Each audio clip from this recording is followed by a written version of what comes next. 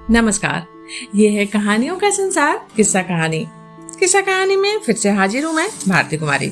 आप सबको पता ही है, आजकल मैं सुना रही हूँ बांग्ला भाषा के प्रसिद्ध साहित्यकार शरद चंद्र चट्टोपाध्याय का लिखा हुआ उपन्यास परिणीता। आज परिणीता का छठा भाग।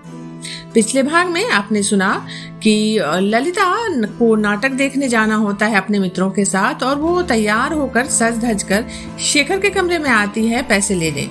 वो पूरे अधिकार के साथ वैसे ही चाबी निकालकर अलमारी से पैसे निकाल लेती है, लेकिन वो चाहती है कि उसने जो साज श्रृंगार किया है शेखर उसे देखे, और सिर्फ देखे ही नहीं, शेखर उसे अनुमति भी दे दे, उसे हंसकर कह दे कि हाँ ललिता जाओ नाटक देखने। लेकिन उपन्यास पढ़ता हुआ शेखर ललिता की ओर देखता भी नहीं है। ललिता इस बात से दुखी हो जाती है। वो बार बार जतन करती है कि शेखर एक बार उसकी ओर देख ले, लेकिन शेखर नहीं देखता। आखिर में ललिता जाते हुए एक आखिरी कोशिश करती है तो शेखर उसकी ओर झल्ला कर देखता है और बोलता है कि जहाँ जाना है जाओ, मुझसे मत पूछो। इस बात से ललिता बहुत दुखी हो जाती है। मन ही मन उसकी आंखों में आंसू आ जाते हैं और वो सोचती है कि ऐसा तो कुछ तय नहीं हुआ है कि शेखर उसे आज्ञा दे कहीं जाने के लिए तभी वो जाएगी। वो कहीं भी जा सकती है, लेकिन उसने मन ही मन में ये बात तय कर रखी है कि वो शेखर से बिना पूछे या शेखर को बिना बताए कहीं नहीं जाएगी। इसीलिए वो चाहती थी कि नाटक देखने जाते हुए शेखर उसे एक बार कह दे कि हाँ जाओ, लेकिन शेखर ने ऐसा नहीं कहा। और इस बात से ललिता का मन इतना खराब हुआ कि उसने नाटक देखने ना जाने का मन बना लिया। उसने सबको कह दिया कि वो नहीं जाएगी। उसके सारे मित्र दोस्त उसे मनाते हैं, लेकिन वो आखिरकार नहीं जाती है नाटक देखने के लिए। अब आगे पीछे जिस बगल वाले मकान का जिक्र आया है, उसमें ललिता की सहेली चारूबाला और उसकी माँ मनोरमा रहती हैं। ये लोग ब्रह्म समाजी हैं। ललिता और चारू एक ही उम्र की हैं। चारू की माँ मनोरमा को ताश खेलने का बहुत शौक है, लेकिन वो इस खेल में इतने निपुण नहीं है। इसीलिए वो प्रायः ललिता को बुलवा लेती हैं, क्योंकि ललिता ताश के खेल में बहुत तेज है। अब ये जो जिक्र हो रहा है चारूबाला और उसकी माँ, यही वो मित्र हैं ललिता के जिसके साथ ललिता नाटक देखने जाने का प्लान बनाई थी और वो नहीं जा पाई थी। शेखर को ये बात मालूम थी। उसे ये भी मालूम था कि दिन के खाने के बाद चारू के घर में ताश की चौकड़ी बैठती है और बाजी ललिता के हाथ में रहती है। जो बात शेखर को नहीं मालूम थी और जो उस शाम मालूम हुई, वो ये कि आजकल चारूबाला का मामा गिरीन्द्र आया हुआ है। चूंकि गिरीन्द्र बांकीपुर में पढ़ता था और कलकत्ता नहीं के बराबर ही आता था, इसलिए शेखर उसे नहीं पहचानता था। अब ये स्वाभाविक था कि शेखर को ललिता का उसके साथ नाटक देखने जाना अच्छा नहीं लगा। अब शायद श्रोता समझ पा रहे होंगे कि शेखर क्यों खिन्न था ललिता के नाटक देखने जाने से। जिस दिन से गिरीन्द्र आया था, ताश का खेल आरंभ करते समय मनोरमा गिरीन्द्र को हराने के लिए ललिता को अवश्य बुला लिया करती थी। ललिता जब आती थी तो खेल खूब जमता था। ललिता के कारण मनोरमा बाजी जीत जाती थी। जिस शाम ललिता नाटक देखने नहीं गई, उसके अगले दिन दोपहरी में जब मनोरमा ने महरी को भेजकर ललिता को बुलवाया, तो उसने महरी से कह दिया कि वो नहीं आ सकेगी, वो कुछ काम कर रही है। थोड़ी देर बाद चारू आई। ललिता सचमुच ही किसी अंग्रेजी पुस्तक में से कुछ अनुवाद कर रही थी। ललिता ने चारू पर भी अपनी विवशता प्रकट कर दी। चारू लौट आई तो मनोरमा स्वयं ललिता के पास गई और उसकी किताब कॉपी कोने में फेंक कर अधिकार पूर्ण स्वर में बोली, ए चल उठ, बड़ी होने पर क्या तुझे मजिस्ट्री करनी है? और अगर तू मजिस्ट्रेट हो भी गई तो क्या तुझे क्लब में ताश नहीं खेलना पड़ेगा? चल चल जल्दी कर, देर हो रही है ललिता। अब ललिता के सामने बहुत बड़ा संकट आ खड़ा हुआ। रुआसे स्वर में बोली, नहीं आज तो जाना नहीं हो सकेगा, बहुत काम है, कल आ जाऊंगी पक्का। लेकिन मनोरमा ने उसकी एक ना सुनी। उसका हाथ पकड़ा और उसे लगभग खींचती हुई अपने साथ ले गई। ताश शुरू हुआ। हर दिन की तरह चारू और गिरीन्द्र एक तरफ और ललिता तथा मनोरमा दूसरी तरफ। लेकिन आज ललिता का मन खेल में नहीं था, इसलिए खेल कुछ जमा नहीं।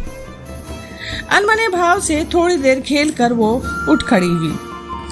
जब वो जाने लगी तो गिरीन्द्र बोला, कल शाम अपने हिस्से के रुपये तो भिजवा दिए, लेकिन नाटक नहीं देखा। चलिए कल देखाएं नाटक। ललिता ने सिर हिलाकर बेहद शालीनता के साथ कहा, नहीं, कल अचानक ही मेरी तबीयत बहुत खराब हो गई थी, इसीलिए नहीं जा पाई।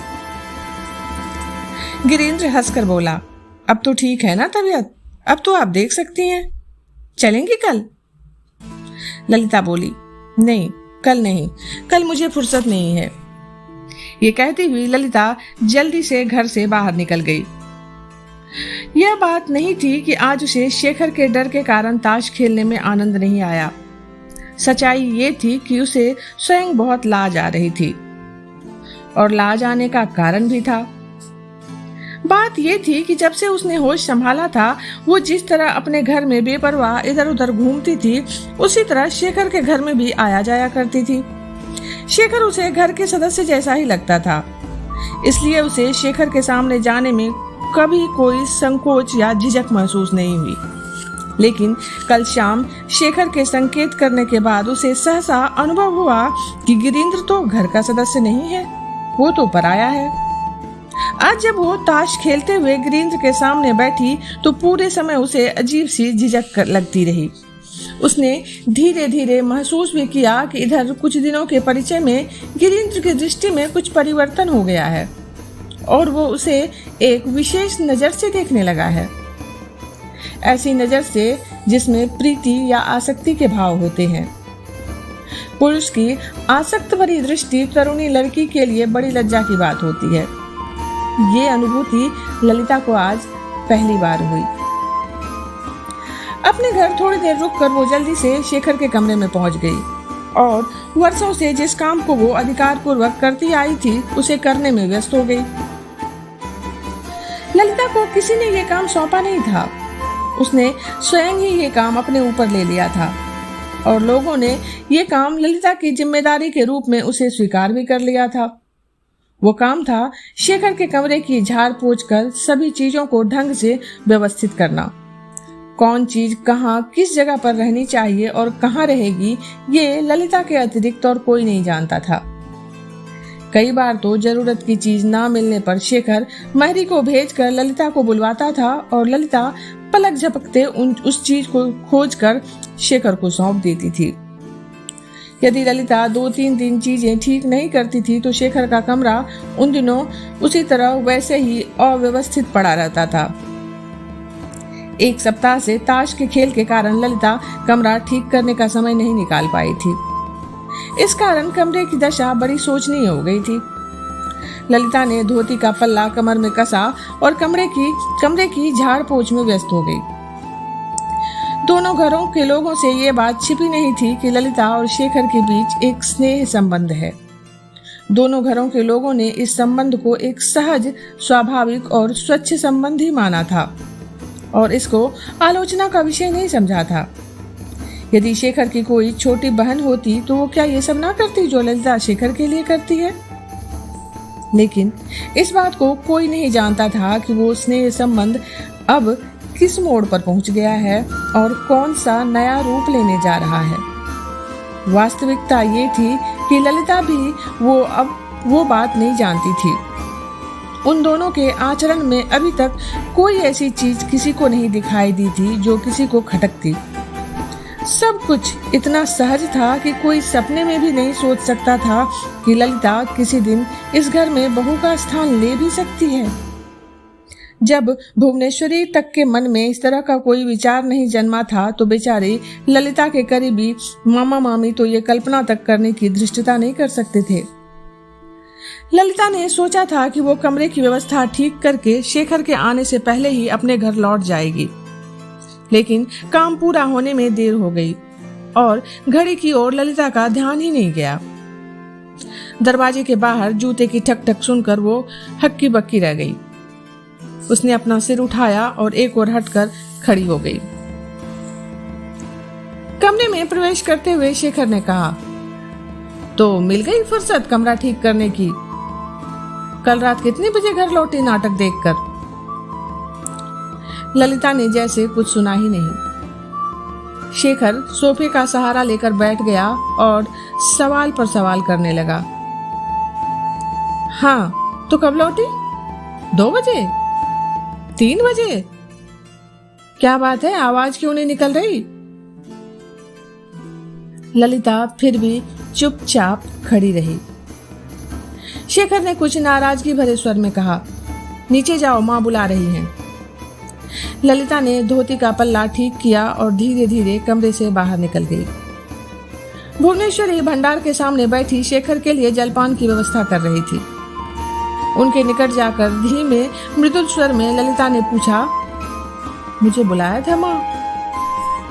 भुवनेश्वरी ने कुछ आश्चर्य के साथ ललिता के चेहरे की ओर देखा और कहा, नहीं, मैंने तो नहीं बुलाया। लेकिन पहले तू ये बता, आज तेरा चेहरा इतना उतरा हुआ क्यों है? तूने अभी तक कुछ खाया पिया नहीं है क्या?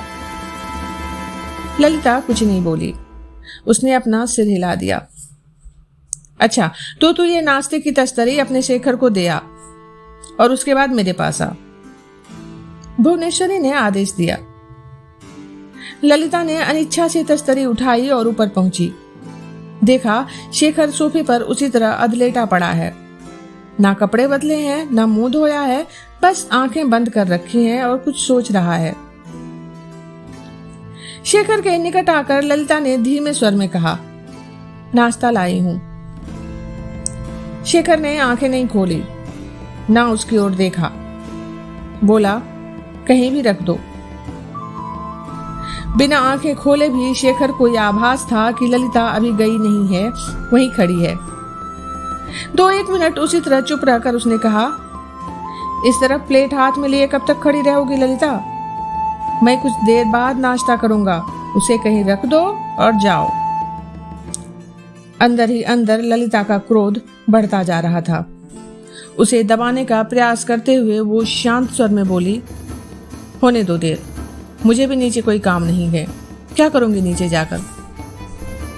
शेखर ने आंखें खोली और हंसकर कहने लगा, चलो, मुंह से कोई बोल तो निकला।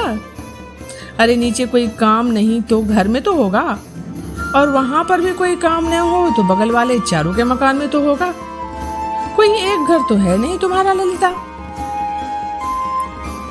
ललिता ने गुस्से से नाश्ते की प्लेट खट से टेबल पर रखी और दनदनाती हुई नीचे उतरते हुए बोली, हाँ, ये बात तो है। शेखर ने ऊंचे स्वर में आवाज लगाते हुए कहा, शाम के बाद एक बार आना। दिन में मैं 100 बार ऊपर नीचे नहीं आ जा सकती। कहती हुई ललिता सीढ़ियों से नीचे उतर गई और भुवनेश्वरी के पास आकर खड़ी हो गई। उसे देखती हुई भुवनेश्वरी बोली, सुन, शेखर को नाश्ता तो दे दिया, लेकिन पान तो दिया ही नहीं उसे। ललिता बोली, मुझे भूख लग रही है माँ, मैं तो अब ऊपर नहीं जाऊंगी, कोई और दे आएगा। भुवनेश्वरी समझ गई कि ललिता किसी बात पर शेखर से रूठ गई है। हंसती भी बोली, अच्छा छोड़ दे, आ तो कुछ पहले खा ले, पान तो महरी भी दे आएगी। ललिता कुछ नहीं बोली और चुपचाप नाश्ता करने लगी। वो रात नाटक देखने नहीं गई, इसके बावजूद शेखर ने उससे व्यंग से बात की। इस बात से ललिता को शेखर पर इतना क्रोध आया कि वो 4-5 दिन तक शेखर के सामने ही नहीं पड़ी। शेखर के कोर्ट जाने के बाद उसके कमरे में जाकर उसका कमरा ठीक कर देती थी और चुपचाप लौट आती थी। अपनी गलती महसूस कर शेखर ने 1-2 बार उसे बुलाया भी, लेकिन ललिता शेखर के सामने नहीं गई। परिणीता का ये भाग आज इतना ही। अभी आप सुन रहे थे भारती कुमारी की आवाज में बांग्ला भाषा के प्रसिद्ध साहित्यकार शरद चंद्र चट्टोपाध्याय का लिखा हुआ उपन्यास परिणीता। जल्दी ही मिलती हूँ अगले भाग के साथ, तब तक आप सब जुड़े रहिए किस्सा कहानी से।